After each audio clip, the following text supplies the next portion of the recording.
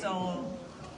please be patient. Soon as they're done, they will be down here. And while we're being patient, let's work on our peace, right? So I think this is the time we're testing our peace and patience.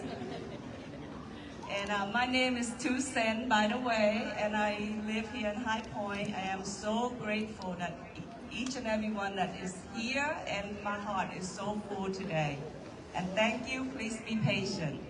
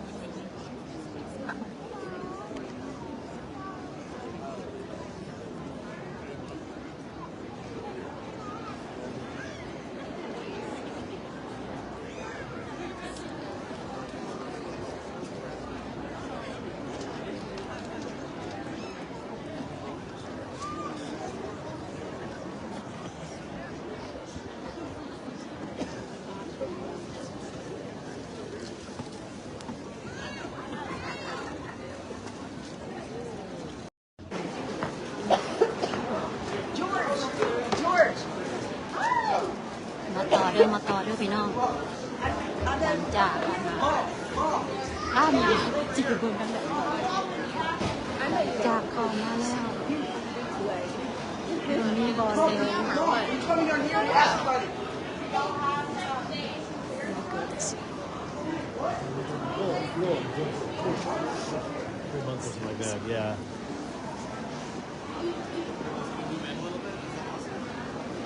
ใช่ชื่อ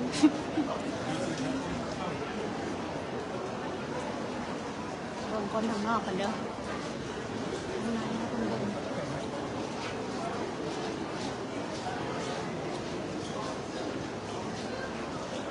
ข้างนอกอีกก่อนบางคนสิหลายกันไหน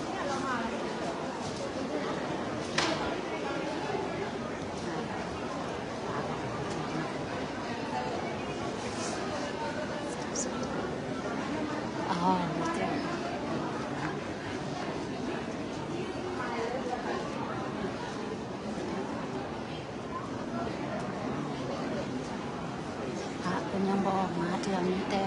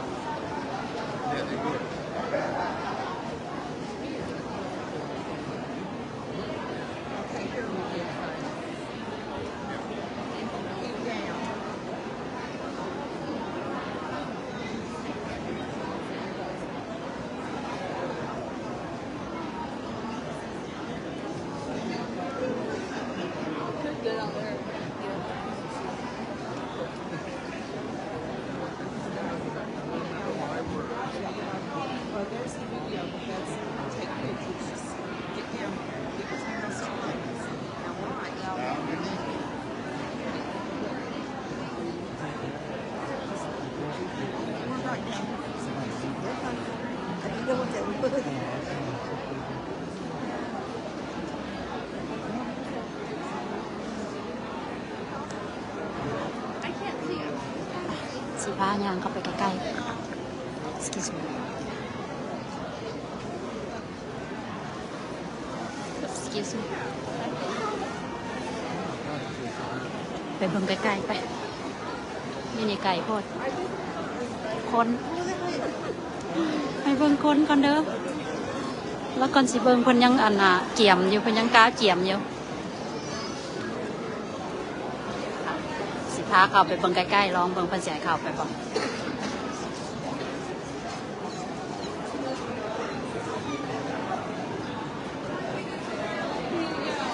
คนเด้อเบิ่งคนก่อนเพิ่นยังบ่ออกมาเชื่อเพิ่นยังอยู่ทางไหนอยู่คนกระเดกกระดอเขาเจ้าบ่เคยเห็นพระมาเดินธุดงค์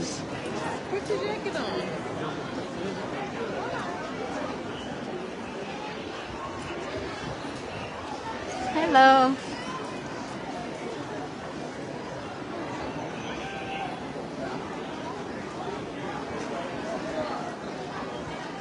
T-shirts and hoodies, guys. T-shirts and hoodies.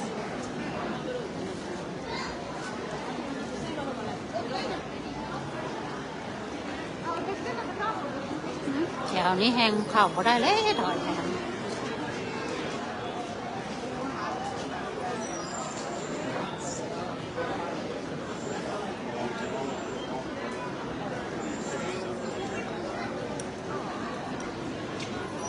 เต็มแล้วตอนนี้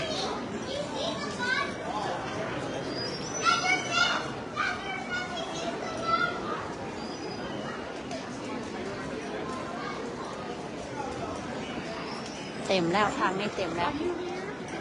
เข้าก็ได้แล้วเด้อพี่น้อง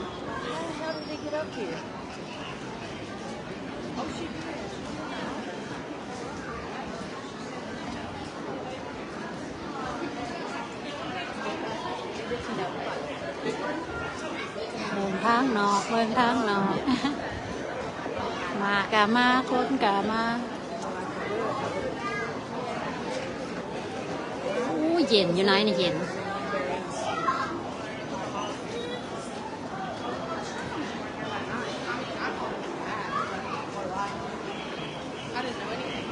เห็นบ่จีนี่ฮอตบ่ได้มีคนหลายโอ้เย็น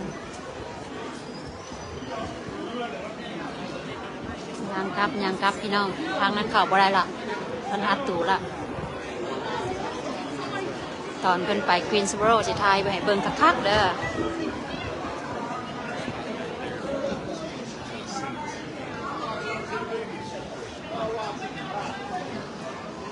เบิ่งคนไปก่อนพี่น้อง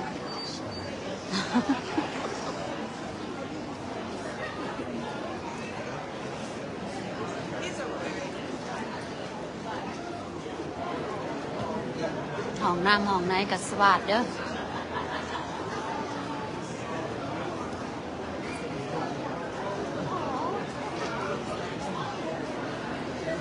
คนนั่นนะคนนั่นคนจะบ่เคยเห็นพระไปพาไปฟิงแดด หนาวสิฟ้าไปฟิงแดดอาหารก็มีขายได้นี่แล้วนี่ผู้ใดบ่ได้มากับเบิ่งอยู่นี่เด้อคันมากับผู้น่ะบางคนนะตุ้นนี้ก็อยากมามาบ่ได้มันคนหลายโพดมาแล้วก็เสียอยู่ยากเบิ่งตอนนั้นค่อยนั่นน่ะบางคนเด้อ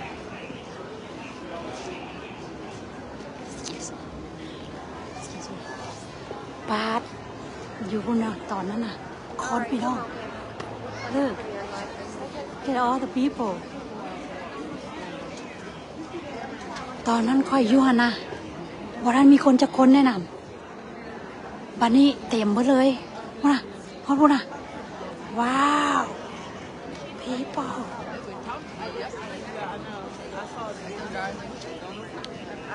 คนน่ะ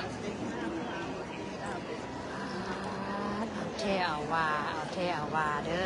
ออ้อมอยู่พุ่นกับแมนได้นั่นอ้อมอยู่พุ่นกับแมนอยู่พุ่นมีเบิดเลย everywhere a lot of people my goodness ป้าวาอยู่เศร้าหลายแล้วอยู่นี่กันหลายกันเด้อพี่น้อง exciting อีกแล้ว ตื่นเต้นอีกแล้วยูนิตตื่นเต้น maybe you อ่ะนั่นก็สิตื่นเต้นอีก Oh, you mean it? Oh, you mean that? Oh, I thought you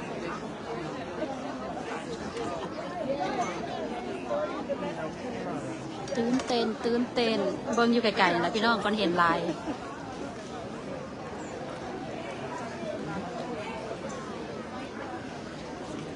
เบิ่งคนกันเด้อพระคนยังบ่ออกมาแต่ดอกให้เบิ่งคนกันพระคนยังพากอยู่นะอยู่ฝากนั่นก็เต็มเลยแอนเดลี่ ว้าว all the people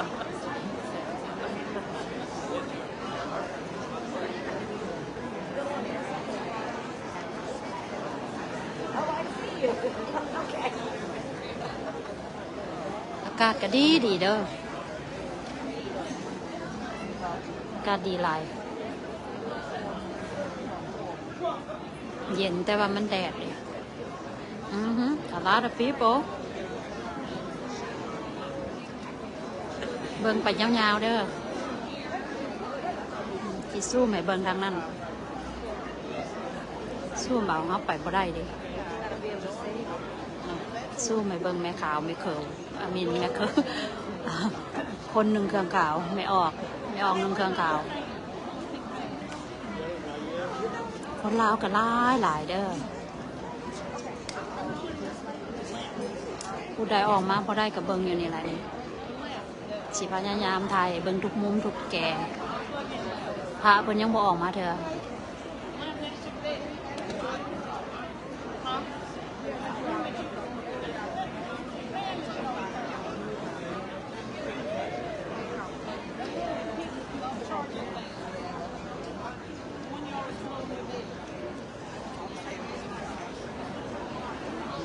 ถ้าสัวเพิ่นสิออกมาก็โดนเติบเด้ถ้าไปกินไว้เบิ่งทุกเดิม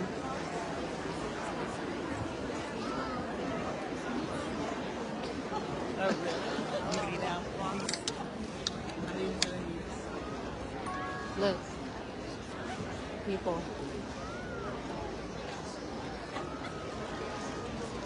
อยากไปถ่ายทางนั่นนะพุทธาเลิกพี่โปบอลคอยมาเลิก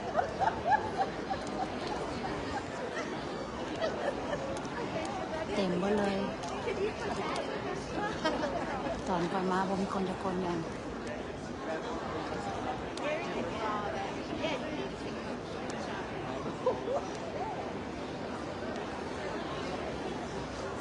มันบนมุมนี่เด้อคนยังมาพิลึกพิโลดอ่ะมาเบิ่งลิ้นบานกันยังบ่หลายปานนี้มื้อนี้มื้อพิเศษ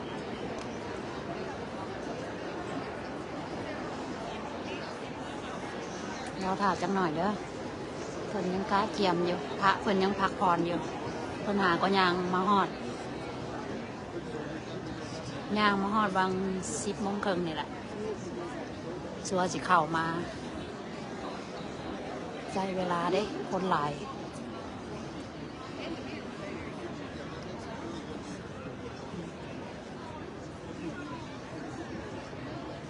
เบิ่งคนถ่าAre we going?